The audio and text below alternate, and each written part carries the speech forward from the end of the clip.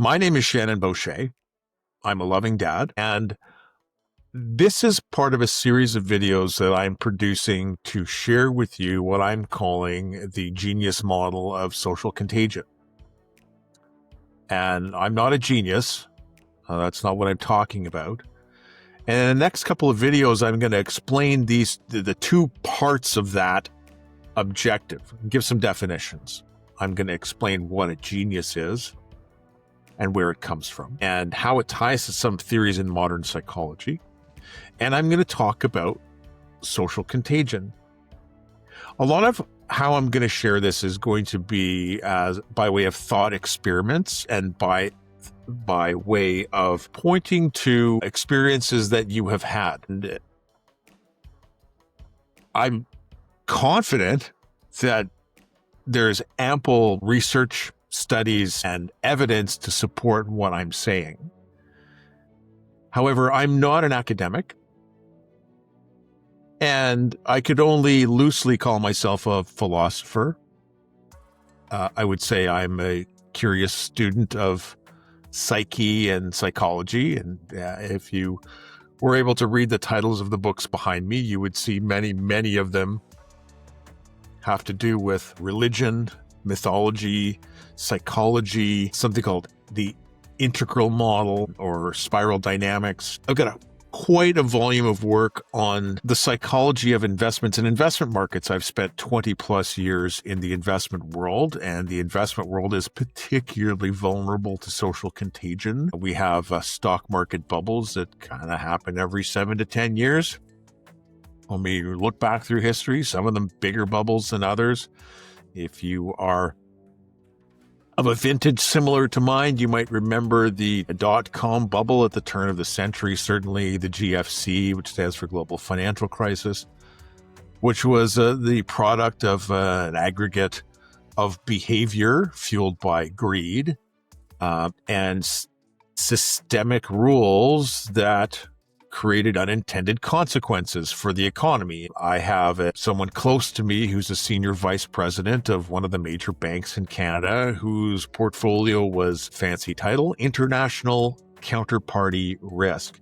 His job during the GFC was to evaluate the balance sheets and the financial integrity of the other financial institutions which his bank did business with around the world to make sure that they were solvent, that they had the liquidity to keep their doors open.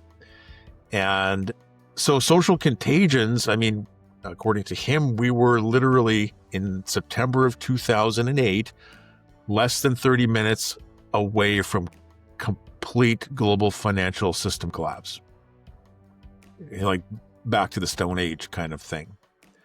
Were it not for significant interventions and injections of liquidity from the central bank, from governments, and from people like Warren Buffett.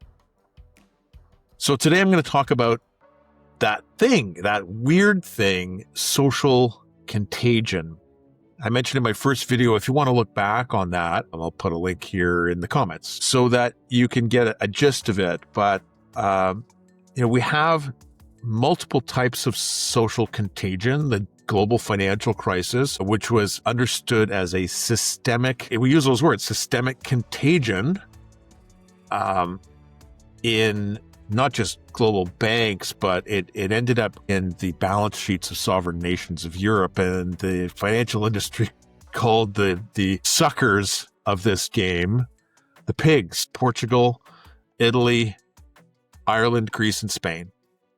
They had borrowed too much money, and they were top heavy and needed to be restructured. And so unfortunately, these pigs who had built robust entitlement systems for their populations were overspent, and there were some significant interventions that were put in place by the mighty bond market to correct the issue. Now, the reason I'm talking about social contagion, referring back to my first video, is that I'm a loving dad, and one of my kids, my daughter, our youngest, was sucked into the transcontagion back in 2017, 2018. And like so many parents and families, our experience at this point is that my daughter has alienated herself from us. Not only alienated herself from us, but became hostile to the point of us having to threaten legal action because of her behavior. And it's an extremely difficult thing, as you might imagine, for a parent to have to do to a child, to set a boundary, to say that's not okay. So we have these macro contagions and we have these secular contagions. And very often when we're talking about social contagion, especially those of us who are in the world affected by gender, our little frame that we're thinking of is things like cutting, eating disorders like anorexia and bulimia. My friend Mia Hughes talks about some of the previous issues of these social contagions affecting particularly young women, particularly going through puberty. Negative emotions set in. Girls tend to ruminate more than boys do. Once women have a higher sort of baseline of negative emotions than men do typically. So negative emotion is contagious.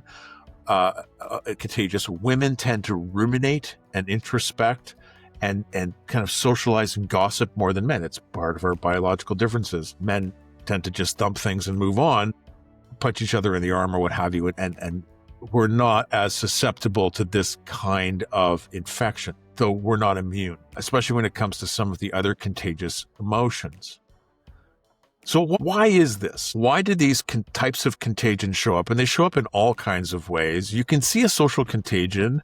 Tonight, my wife is at the hockey game here in Ottawa. And when our team scores a goal, the entire stadium, I'm sure you've been to a baseball game, a football game, some kind of big sports game, when the entire stadium erupts, or you see this wave, this energy moving around the stadium. That's contagious emotion. So what's happening as a spectator of a hockey game or a baseball game or a soccer game is we are investing ourselves in the players and the play on the field. And we are extending our own senses, some people call this mirror neuron system. We are vicariously acting out the competition through the players on the field, and we are feeling what they're feeling. There's an old image that comes to mind of a boy playing a video game like an Atari, and he's dodging because he's participating in what's happening outside of himself. And we do that at sports games, and we do that in other environments when we're watching a movie. If we suspend our disbelief and we engage in the narrative of the movie, we're participating in the emotional trajectory, the plot line, and we experience the ups and downs. And those of us, I tend to be leaky because I'm sentimental, and I have that degree of capacity, unconscious capacity, I can't control this, to empathize with the plot line. And many, many people experience this to greater or lesser degrees. Most people do. So this mirror neuron system is a particularly important component of social contagion. We mostly unconsciously pick up the vibes of other people. This is a normal human function. When we walk into a room, the emotions of the dominant people set the tone for the emotions of everybody else. Everyone else baselines, we come to a common coherence typically in group situations. And that emotional baseline can be affected by the emotions of single individuals. So we can be affected by our extension of our emotional senses to, as I said, a sports team or a sporting event or to a movie. We have this capacity for resonance, empathy, coherence. I said this is going to get weird in my last video, and yet it is profoundly mundane.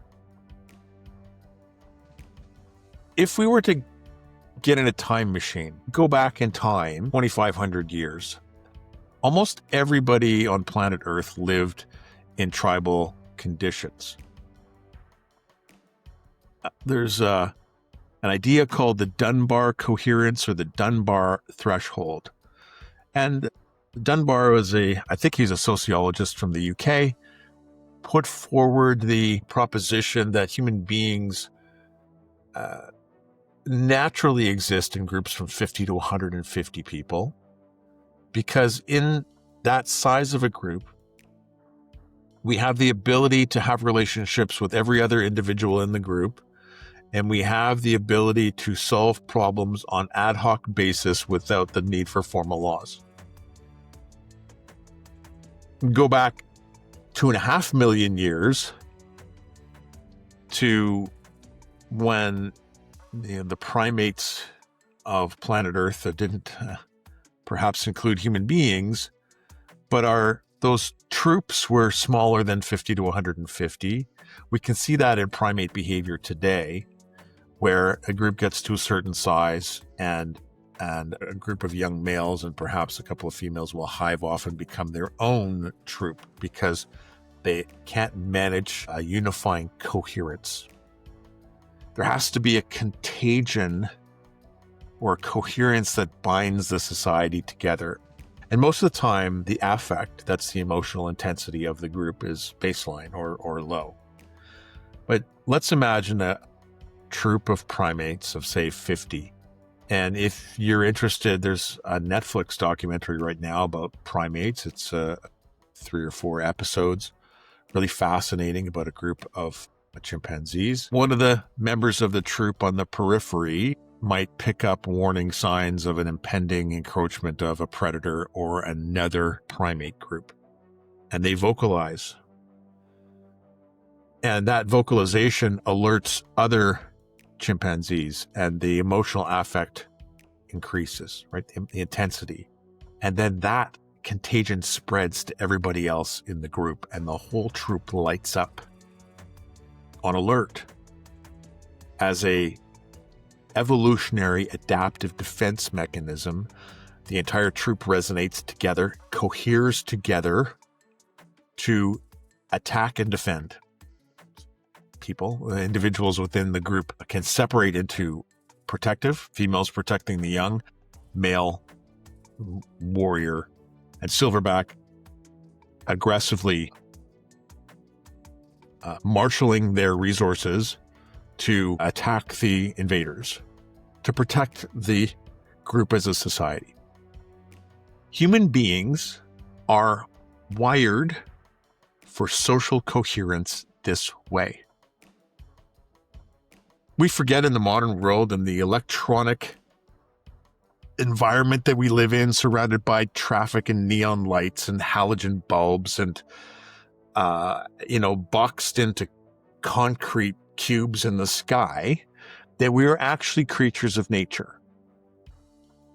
And it's a mystery to us how social contagion works. But really, if you look at the animal kingdom, there are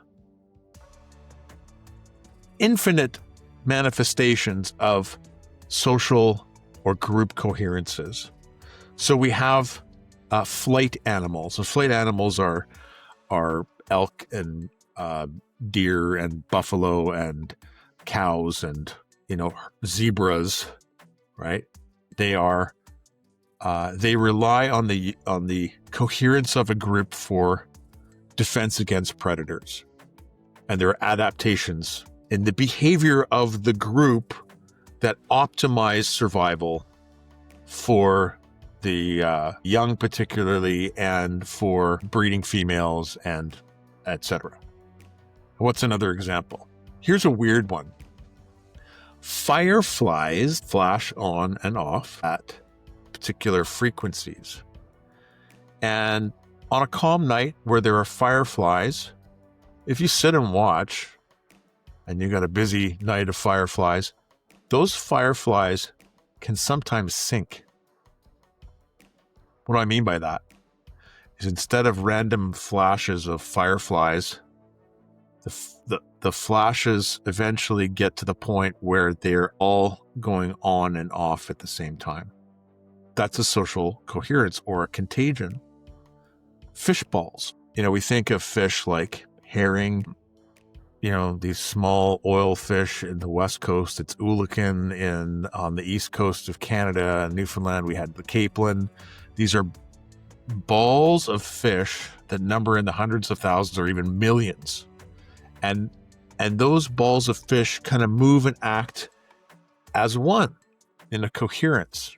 There isn't really an individual capelin out there. They are part of a larger, we could think of them as a single organism.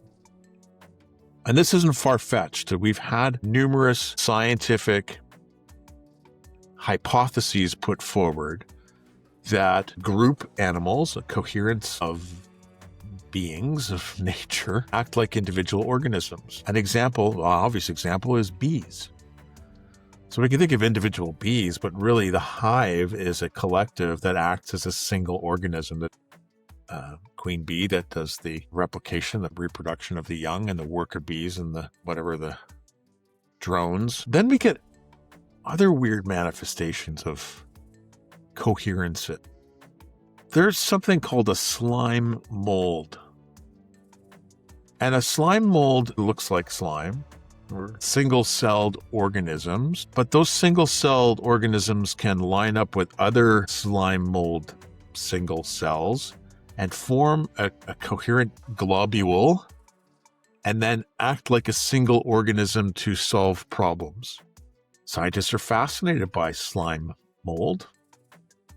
Here's another example of a coherence that could be argued to be a single organism. Certainly an interdependent organism. There are types of termites. Nope.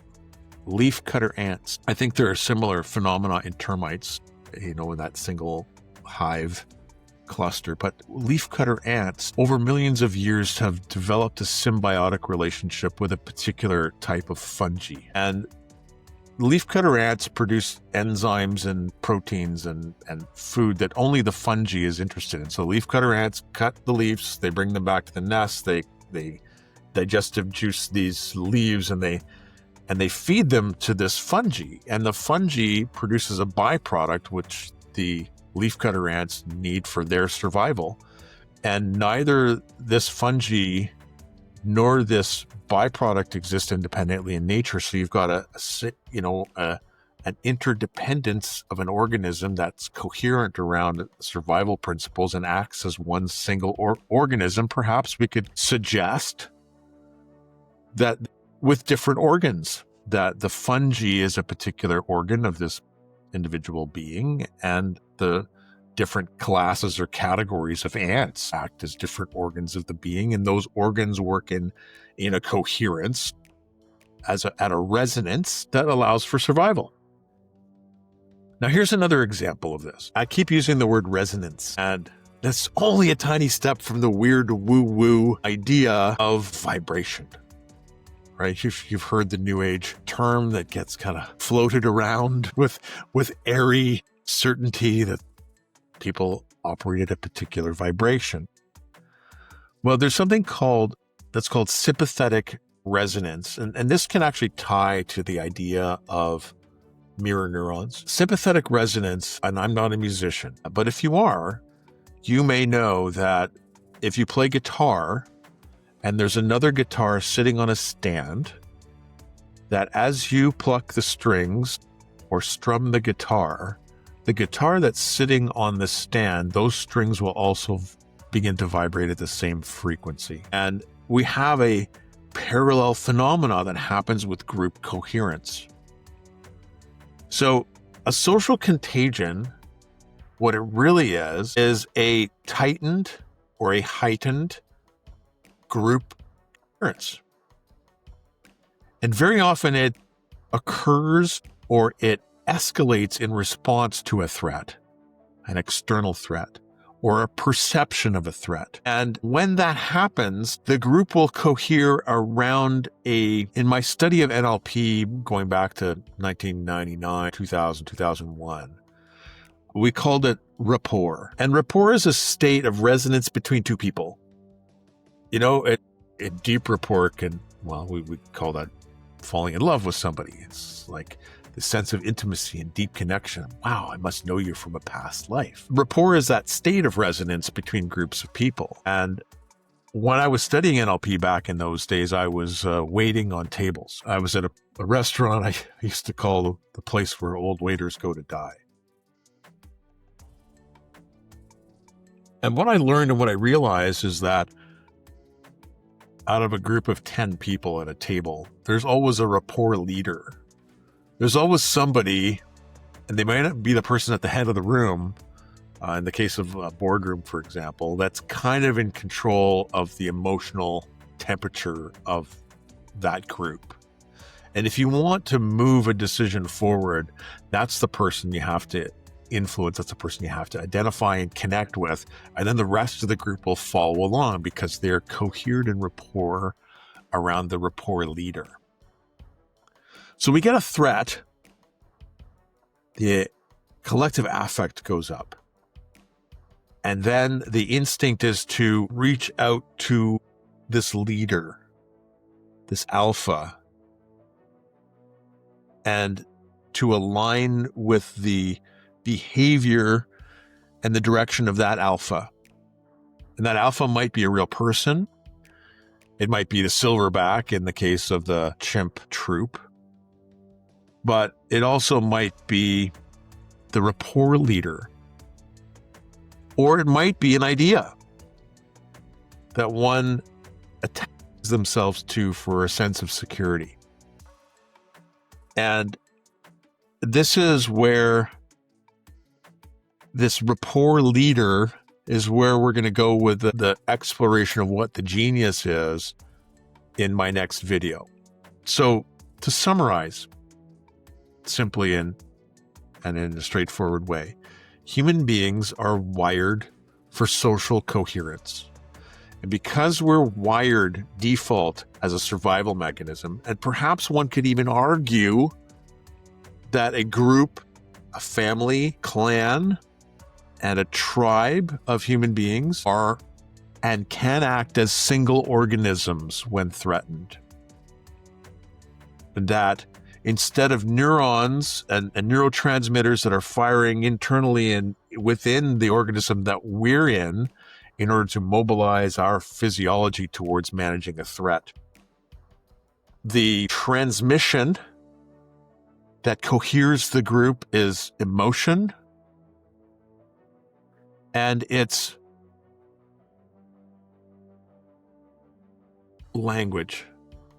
It's words. Words act as the transmitters between the different organs within the single system in order to aid and trigger the coherence and the group response to the threat. This can also be opportunity, by the way, a lust and a greed and a hunger and a thirst for money and big wins is what drives stock market bubbles. Greed is the principal driver.